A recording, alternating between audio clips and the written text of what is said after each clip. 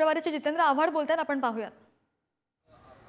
काउंटिंगमध्ये जेव्हा ते बाहेर पडतं सगळं त्याच्यात उलटापालटी झालेली असते. काउंटिंग मशीन वेगळी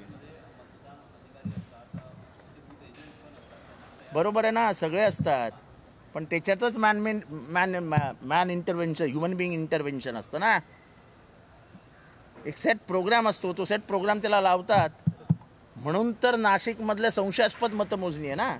138 असं कधी झालंय काय सर? 40 सेकंड तक वहाँ कोई जाता नहीं, आपने बटन दबाया, फिर अपन जब तक बाहर निकलते हैं तब तक मशीन दूसरा भी फेंक सकता है.